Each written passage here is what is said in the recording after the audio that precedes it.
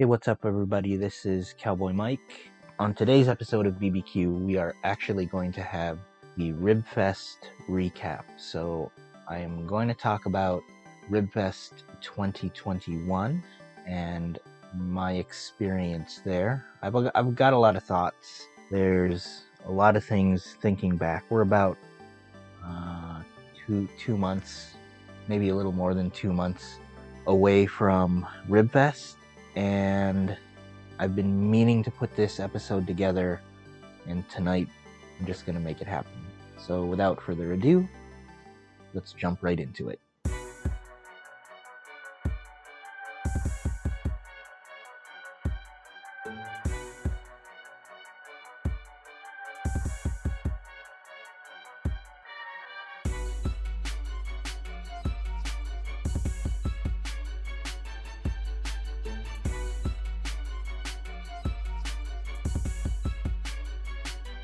So, Ribfest 2021. What do I think about it? It was a fun experience, and it's one of those things that really take a lot out of you. And by the time you're done, it's over, and you either never really want to do it again, or you can't wait till the next one. And I don't know what that says about me, but I was done. I was tired.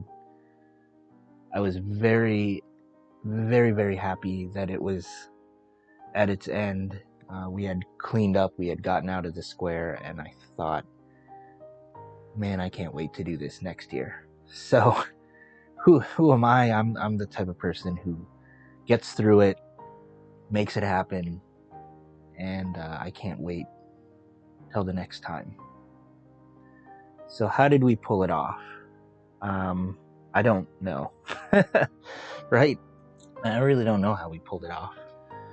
I didn't even know if we were gonna make it into Ribfest 2021. So, to take it all the way back, for those of you that have been following this podcast or my page, you'll know that I was a part of a team that did Ribfest in 2019, and we ended up taking 2 first place trophies.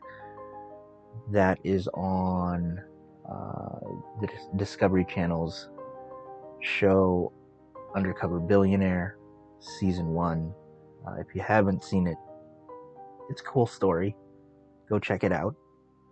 I'll see if I can put a link to it in the show notes or in the Facebook post if you're picking it up through Facebook.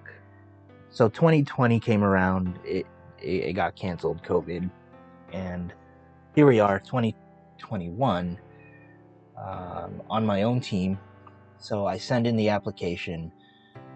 I don't hear anything back, and I think that's really, really weird. And so I've been talking about it with a lot of different people, saying, yeah, I'm going to do it. Yeah, I'm going to do it.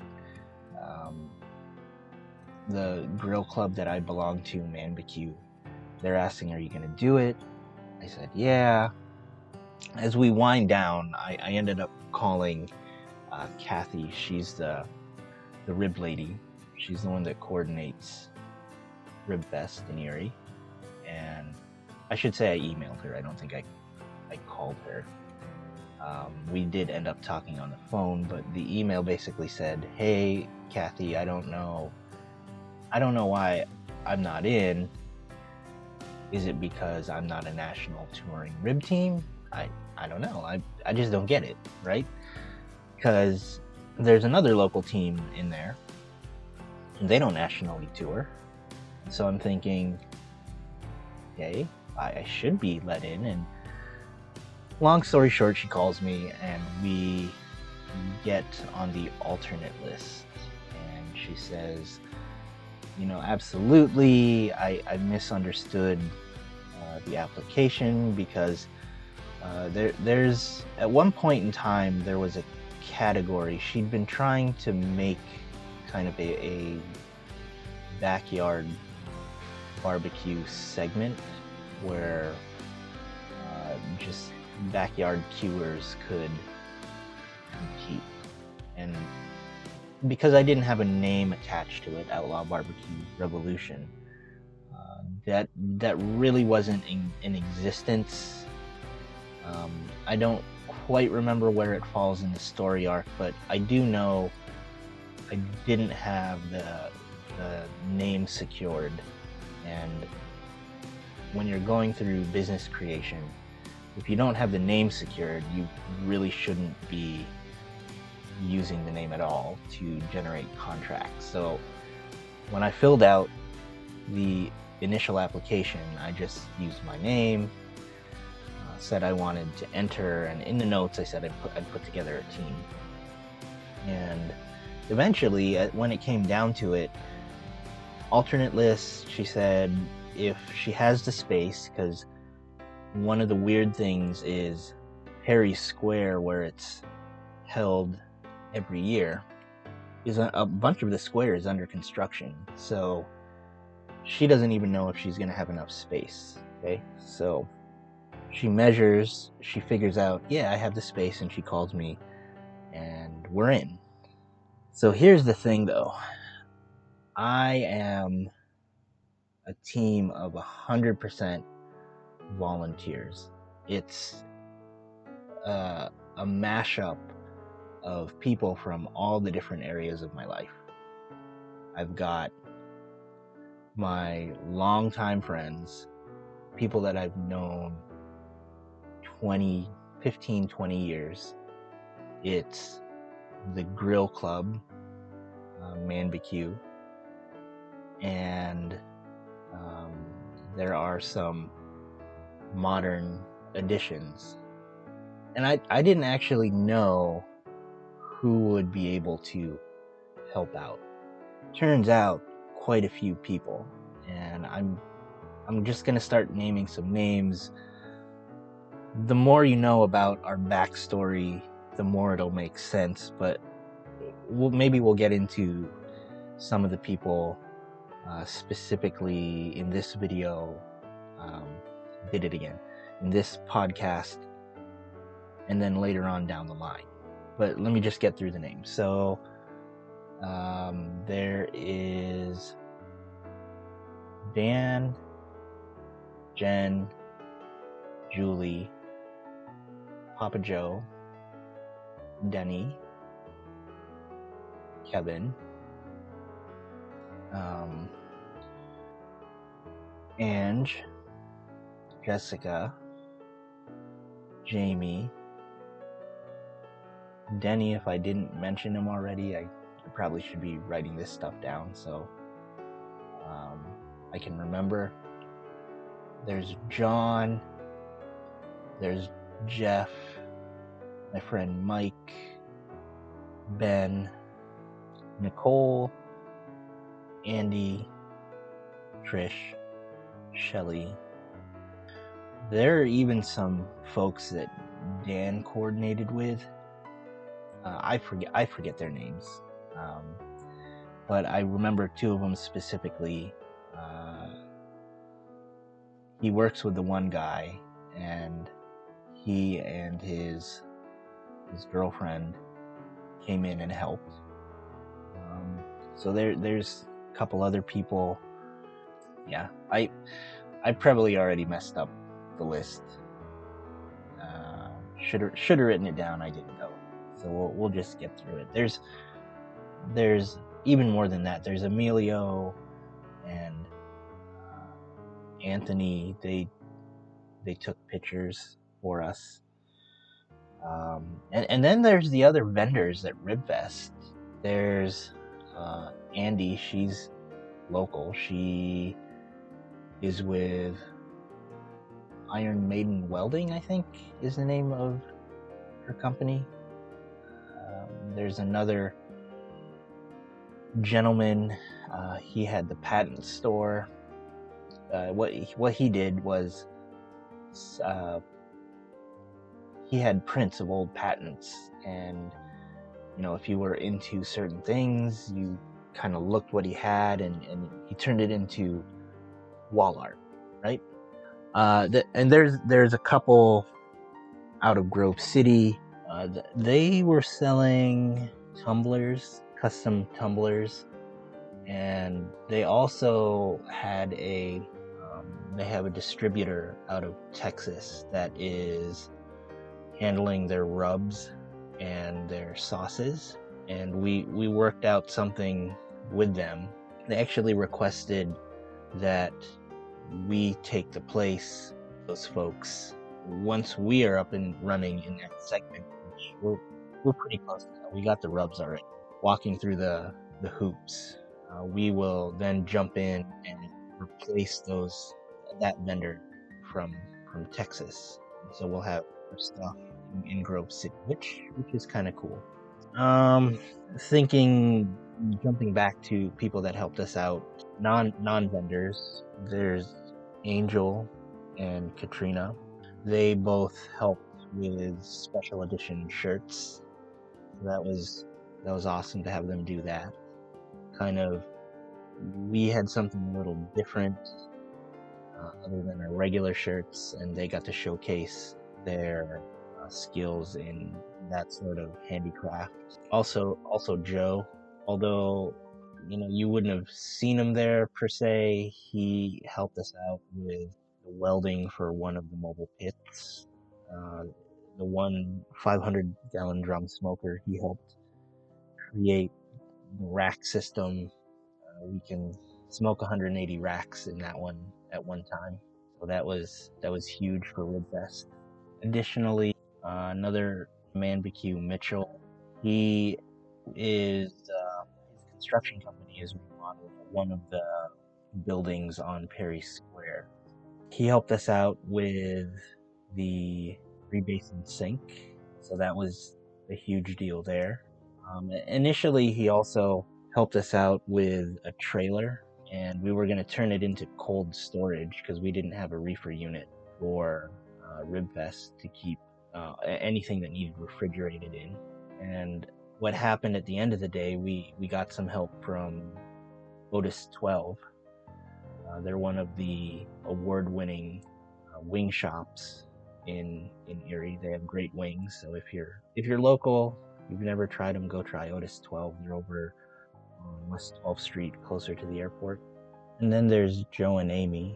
They're over at Uniform Outfitters.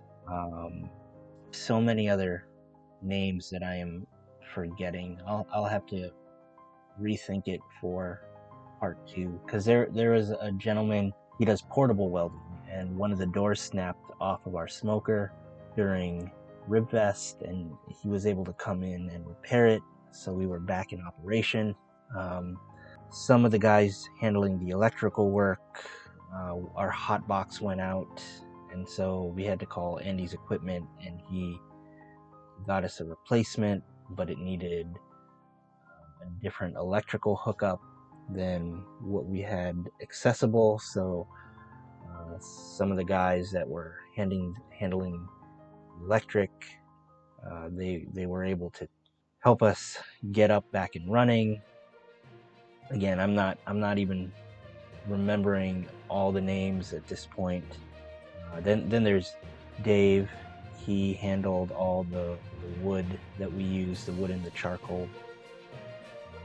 Just a ton of people helping out, and there's more. I'll get to more, but some of it's escaping me right now. I don't know. What time is it? It's like 2:30 in the morning right now. So a lot of this stuff, it'll come to me eventually, and we'll talk about it more on a different episode. Why are the vendors so important as well?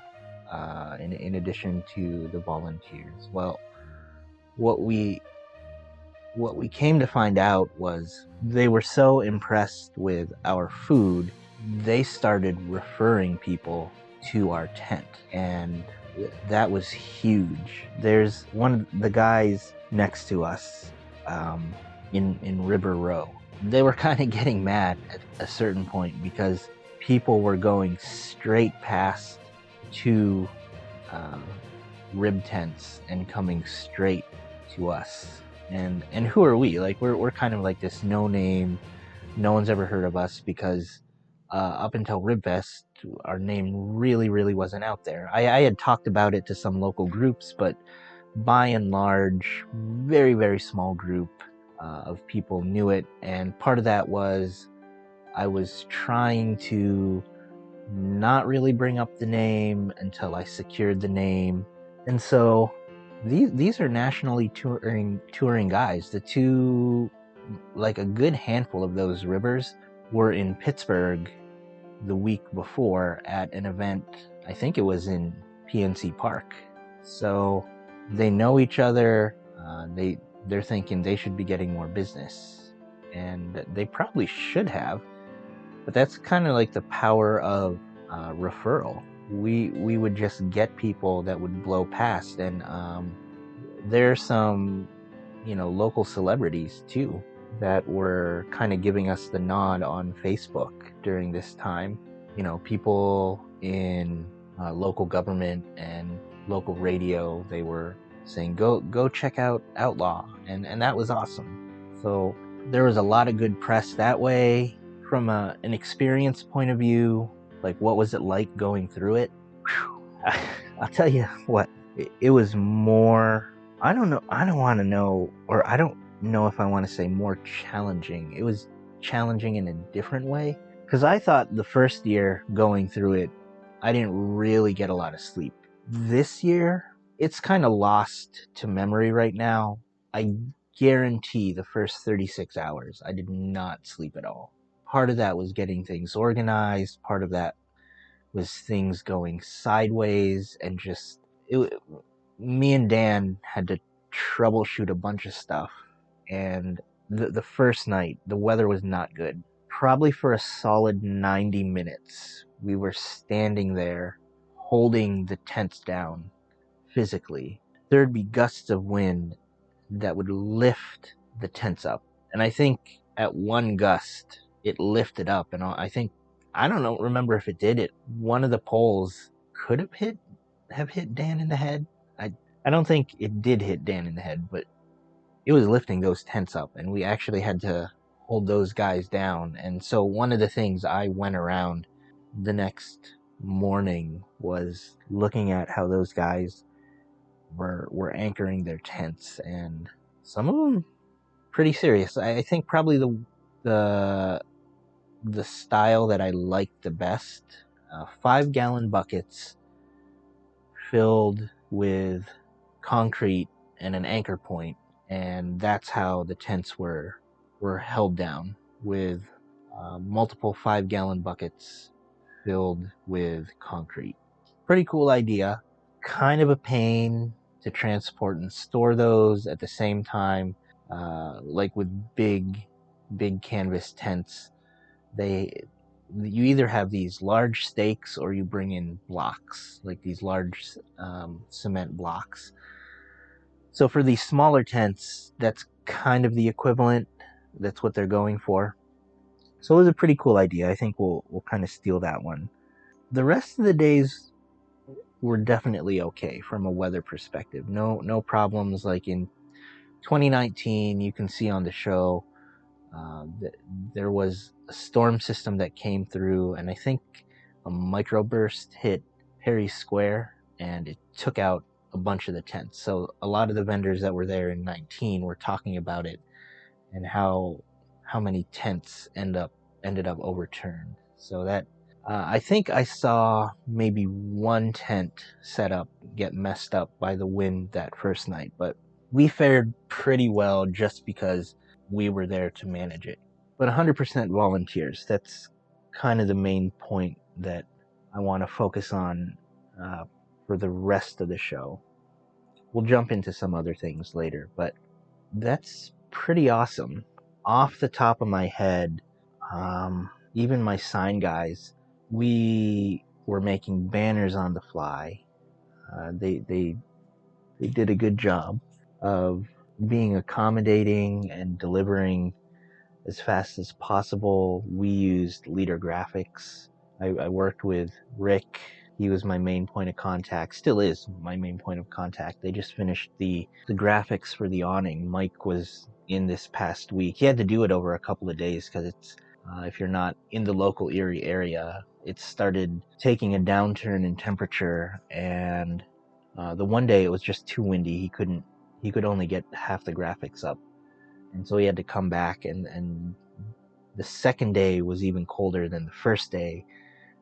He was fully geared up, had to bust out the heat gun because it was, I want to say it was in the 30s, 40s, low 40s if it was even in the 40s. But Mike did a lot of install stuff for the restaurant, and Jose was the graphic designer over there. He did a great job. I love his designs. Our tent looks great. Cool setup. You know, we're set in that way for next year. But in a time where it's very hard to find people to work, I felt very blessed. You can say blessed, you can say lucky. I'll call it both, to have so many people willing to help out. Kevin, he took off of work. He took off of work, flew up from Texas. He's one of the founding members of the Grill Club of Barbecue here in Erie, and he was up a little bit earlier in the summer, and I had been sitting with him and a few of the other guys, and he said, if you want help, just let me know. You know, I'll take off and come help you. So he took off to come help. That was awesome. He was great on social. If you look at the Outlaw Barbecue Revolution Facebook page and look at a bunch of the early community posts, that was all Kevin. He was in there every day, posting it out. You know, thanks Kevin for doing that. You know, I didn't even pick up on it at first because I was so involved in other stuff, but it was not till after the fact that I kind of saw what he was doing. So I'm grateful that you did that, Kevin. Thanks for taking off of work.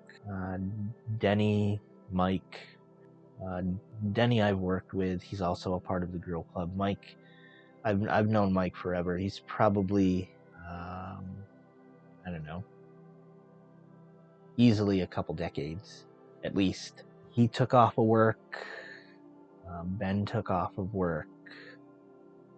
Dan took off of work.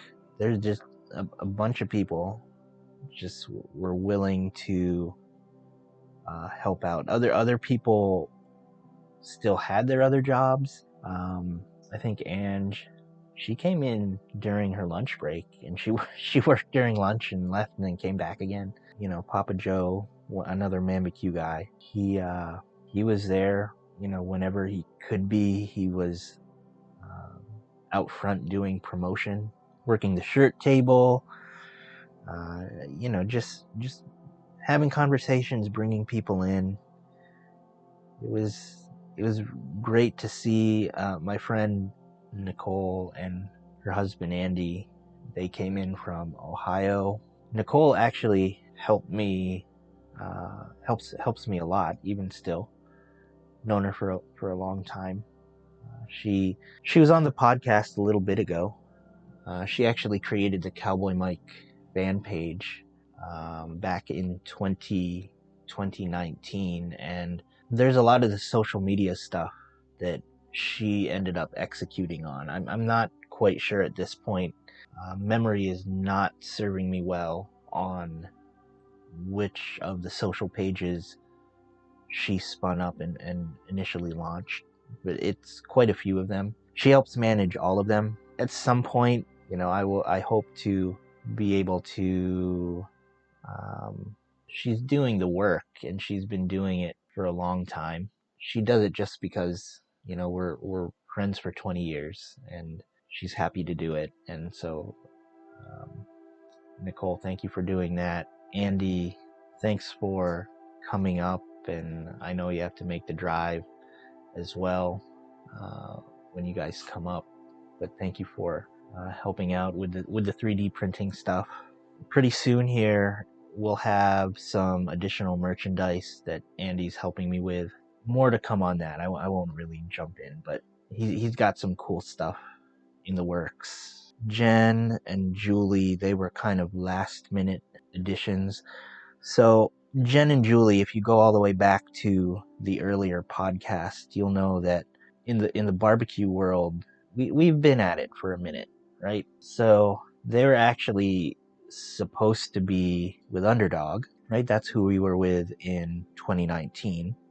We were with Underdog, the other local team, and this year Underdog ended up winning People's Choice. So congratulations to Underdog on that win. For whatever reason, and I haven't been there. I haven't been with Underdog since summer of 2020. That, if you follow the podcast, you kind of know. I haven't really talked about it a lot, but there are some episodes with Anthony where I think we actually did come out and say we were starting this new thing, Outlaw Barbecue Revolution. So if you follow the podcast, you'd know that it's there. I wasn't there by end of summer in 2020, and so Jen and Julie, I had kept in contact with them, not the whole way through, but we eventually started talking more. Jen and I have coffee every Wednesday. I think it's Tuesdays now, but for a long time it was Wednesdays, and we just, talk about how things are progressing. A lot of it is just, sorting through normal life stuff. That's it. That's what we would talk about. Personal growth, and anyone who knows me, that's one of my favorite topics. And if I can help anybody kind of become a better person, a better version of themselves, that's something that I enjoy doing. So that's something that Jen and I did. Julie and Julie took over for me at Pitmaster at Underdog when I left. There's more to that backstory that maybe we'll touch on in a later episode, but for now we'll just leave it at that. But how they ended up at Ribfest, I think Jen had wanted to be at the Outlaw tent. Both of them had the intention of helping me out how they could in whatever way they could, and I think they just wanted to help a friend. Maybe we'll bring them on if they're willing and ask more directly. Kind of the shocking thing is just before Ribfest, they had separated from Underdog as well. And so in certain ways, that was a game changer for me, right? Because that put two people in my camp that had kind of been through it before.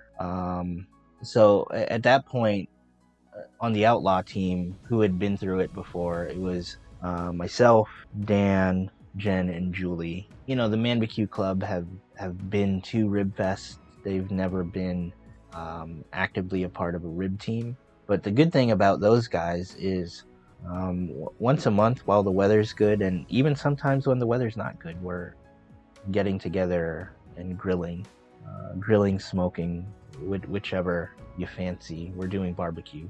So I had a bunch of people that had experience with Ribfest. I had a bunch of people that know barbecue so much that they do it as a hobby. Like, they spend their own money and time on the craft. And that, to me, that was huge. Jess, although we didn't end up using it, we even had plans for some games to do out front. Maybe we'll incorporate that more into 2022. There's a lot of things that didn't fall into place, and that's just because of an execution timetable. We couldn't fit it in the way everything mapped out. There's some things that I would do differently for sure on the execution side, and how I would stage and staff people, but that's something you don't know until you know, right? Having been through it twice now, I can tell you, going into 2022, I have a lot better idea of lead-in prep time. Like, you got to think Outlaw as an organization, they didn't even have a functioning restaurant. We didn't have a functioning restaurant at that point. I think we were definitely licensed. We had passed our health inspection. It just didn't make a lot of sense at that point because we had to bring a lot of stuff from the restaurant down to the Ribfest setup. So what we decided was, well, we'll just stage everything at the restaurant, haul it down to Ribfest, and not long after we would kind of soft open. And we still haven't even grand opened, which to me is okay. I like the soft open a lot better because week over week, we're continuing to find things that we want to change and make better. In fact, Julie just the other day, she did a complete kitchen move. She moved the line. It's a better setup because as we're finding out, we're needing more and more equipment just to expand. We're probably growing from a volume point of view faster than our equipment set, which I think is a good problem to have. When you think about it, a lot of restaurants right now are going through a negative slide from a volume perspective, and we are fortunate to have the opposite problem. We're kind of increasing week over week. Part of that has to do with not grand opening. It's just we're using that law of diffusion to our advantage. Law of diffusion, word of mouth, a lot of positive feedback. We got it at Ribfest. We're continuing to get it in restaurant. Go check out our reviews, and beyond the reviews, look at the community tab, because there's some folks that have a good experience that they don't put it into the review format, but they put it into just a post to us. So for all the patrons that have left us some sort of feedback online, thank you so much to you guys, because people do go on and look at that stuff, and if they're on the fence, that can maybe tip the scale. So I don't discount that at all. There's even more than that. We have great neighbors, coaches. Those guys over there, they'll stop in for lunch, both on the employee side. The owners come over, they'll grab lunch. Premium coffee. They've been in Wizard of Paws. They've been in 38th Street Hair. I think it's Lake Erie Massage Therapy. I'm sorry if I butchered that name. They've been in Winchell's, the car repair shop across from us. They've sent bills like the 12th man. People ask about how the ribs are or how the food is, and he tells them he enjoys it. Last he was in, and I was there, he got the ribs. So all of you guys on the corner in the shops, and there's more than that. So there's the 38th Street corridor has a bunch of businesses, and there's a number of businesses. The Child Advocacy Center, they stop in, give us some good recommendations to people, and just people from the neighborhood. Lots of people coming back. So I appreciate all of you guys for the word of mouth. Sorry if this goes a little bit beyond Ribfest, but I just wanted to get that out there. For Ribfest, I couldn't have pulled it off in the way we did without everybody. And it's more than just the people that were at the tent. We had so many people promoting us, and that's kind of humbling of an experience. It's almost surreal. The one thing I messed up, right? We placed 4th overall in ribs on the scorecard, and I forget where we placed in sauces, but it was tight. Judging was tight. We actually ribs is split into 3 categories on the scorecard. There's flavor, appearance, and texture, and we beat everybody in taste. We beat everybody in appearance or presentation. The one category we fell short on that cost us top spot, I think, was texture. And we all tasted the ribs, and it had that pull. It had that bite where you could bite into it and it wouldn't fall off the bone.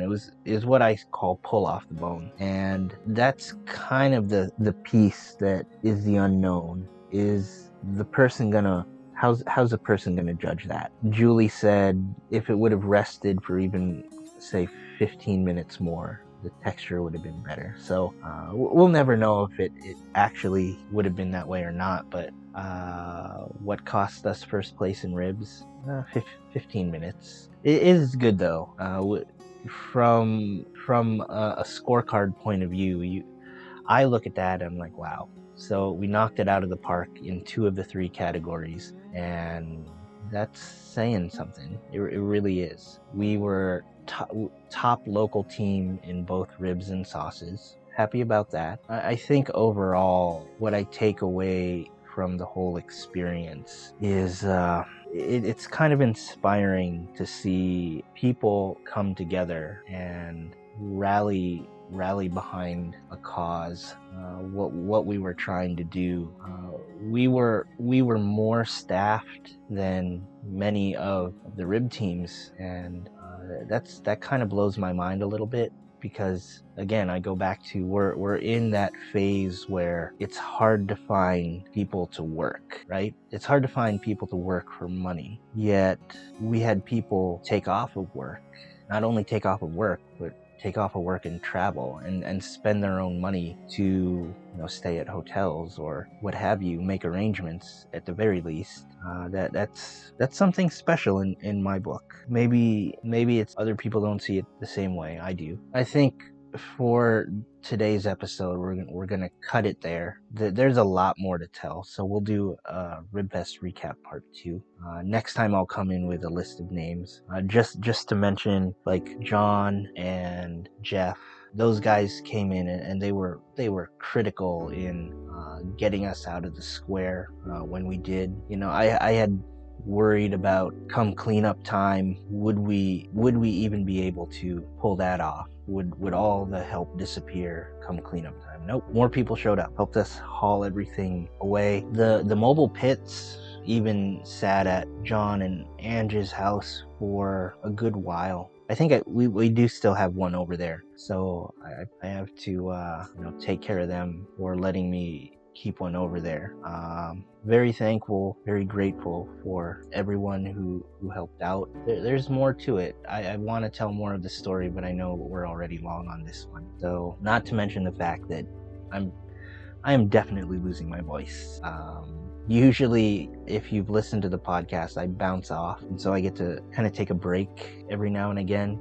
This is another one of those episodes that I've been wanting to get out. So thank you so much for sticking through it. I apologize if sound quality isn't great. I'm not normal setup, and 2, my voice is kind of giving out on me. So until next time, guys, thank you guys so much for listening and being a part of our story as well. I really do appreciate it. I hope as we grow the business, we're able to do more and more and more. If you want to check out what we're about, it's outlawbarbecuerevolution.com. That's all one word strung together. Check out the About page. The goal here is to do business differently. We want to be a people first business, and we realize that's going to take time, effort on our part. Maybe we'll get into who's at the restaurant today.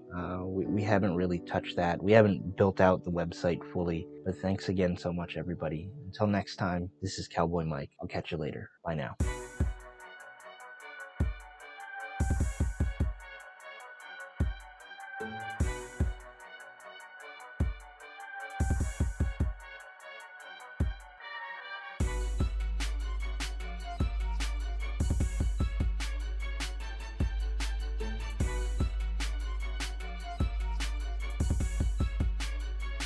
Hey guys, thanks so much for making it through this episode. I know that this one was a little longer than usual, and the audio quality might sound a little different, so thank you for bearing with me through it. This was an episode that I've been thinking about for a long time. It really doesn't even begin to express my gratitude for everyone that helped us. And I'm sorry if I missed you, it was not intentional. In my part 2 of the Ribfest recap, I definitely want to come in with names on a list, which I did not do this time. But I had a lot of fun sitting here and kind of talking through everything that's been going through my mind. Thank you so much again for listening. I appreciate you guys who are just tuning in, as well as those guys that have been with us since the beginning. You're a huge part of this as well. You know, maybe I've always wanted to bring some of the listeners onto the show, so maybe, you know, drop something. If you're picking this up on a platform where you can leave a comment, drop one in the comment section. For those listening, if you happen to be on Facebook, go ahead and drop a comment there in the comment section. One little update about the podcast: we launched to pretty much everywhere now. So Apple Podcast, we're on Spotify, iHeart, Deezer. You know, even I have this publishing to YouTube, Twitter, Facebook. There's more than that. Those are just what's on the top of my mind. So you could be picking this up from anywhere. But if you're interested in coming on the show as kind of a guest, let us know. We just might take you up on your interest. So until next time, this is Cowboy Mike. As I always say, be kind to yourself, be kind to others. And this time I'm going to add one more thing. Remember to be compassionate. I'll see you next time, guys. Oh, one more thing before you go. We are trying to grow the podcast, and one of the best ways to do it is through word of mouth.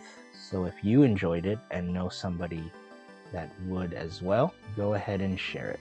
We would definitely appreciate it, and it's something that you can do to help us grow the show. Until next time, guys, this is Cowboy Mike. I'll catch you later. Bye now.